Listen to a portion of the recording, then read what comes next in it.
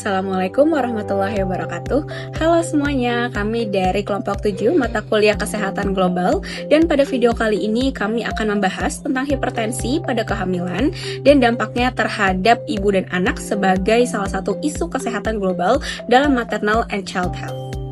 Nah, kalian tahu nggak sih bahwa hipertensi pada kehamilan itu menjadi salah satu penyebab utama kematian ibu dan bayi di dunia. Nah, kondisi ini dapat membahayakan kesehatan ibu sekaligus mengganggu pertumbuhan dan keselamatan janin loh.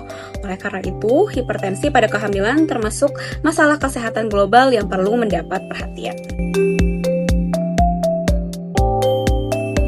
Hipertensi pada kehamilan atau hypertensive disorders of pregnancy adalah kondisi meningkatnya tekanan darah pada ibu hamil dengan tekanan darah lebih dari sama dengan 140/90 mm air raksa.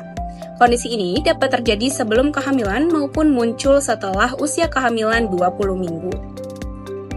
Menurut jurnal, hipertensi pada kehamilan terjadi sekitar 5-10% kehamilan di dunia dan menjadi salah satu komplikasi kehamilan yang paling sering terjadi. Hipertensi pada kehamilan dibagi menjadi beberapa jenis, yaitu yang pertama hipertensi kronis, yang kedua hipertensi gestasional, yang ketiga preeklamsia, dan yang terakhir eklamsia. Kondisi ini tidak boleh dianggap sepele karena dapat menyebabkan komplikasi serius seperti kelahiran prematur, gangguan pertumbuhan janin, kerusakan organ pada ibu, sehingga meningkatkan resiko kematian ibu dan bayi. Terdapat beberapa tanda dan gejala hipertensi pada ibu hamil yang perlu diperhatikan. Antara lain, yang pertama, sakit kepala berat dan terus-menerus.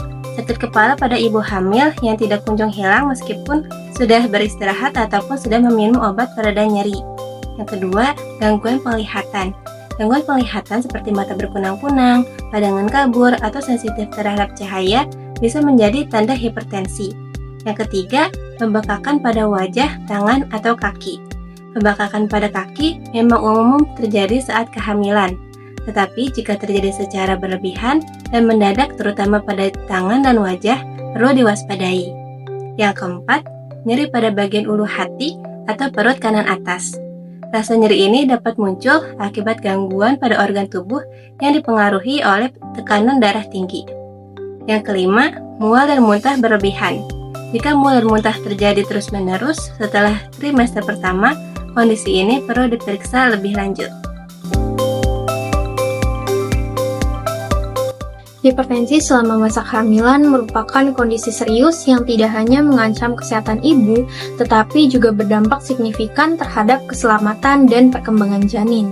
Gangguan kesehatan ini dipicu oleh beberapa faktor resiko, seperti usia, status gizi, serta riwayat medis berupa hipertensi, penyakit ginjal, maupun faktor genetik. Tekanan darah yang tinggi dan tidak terkendali dalam jangka panjang dapat memicu komplikasi fatal, mulai dari keguguran pada trimester pertama hingga resiko kematian janin sebesar 17%. Selain itu, kondisi ini berpotensi menghambat pertumbuhan janin yang mengakibatkan tingginya angka bayi berat lahir rendah atau BBLR hingga 34%. Dan jika kehamilan berlanjut, perkembangan dan pertumbuhan janin kemungkinan besar akan terhambat bahkan gagal. Kondisi ini kemudian dapat berefek pada gangguan kognitif anak yang lahir.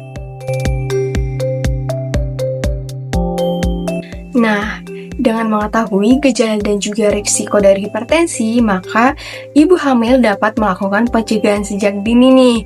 Menurut WHO sendiri, ada beberapa cara yang dapat ibu hamil lakukan. Yang pertama dengan perubahan gaya hidup.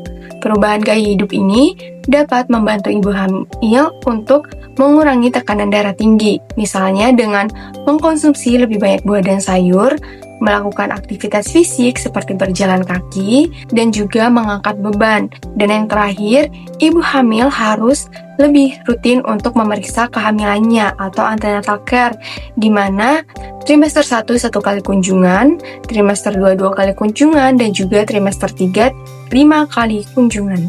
Selanjutnya, ibu hamil juga dapat mengurangi resiko terjadinya hipertensi nih, yaitu ada beberapa cara yang dapat dilakukan. Yang pertama dengan mengurangi dan juga mengelola stres, yang kedua memeriksa tekanan darah secara teratur, yang ketiga mengobati tekanan darah tinggi, dan yang terakhir menghindari makan makanan terlalu asin dan disarankan untuk tidak lebih dari 2 gram per harinya.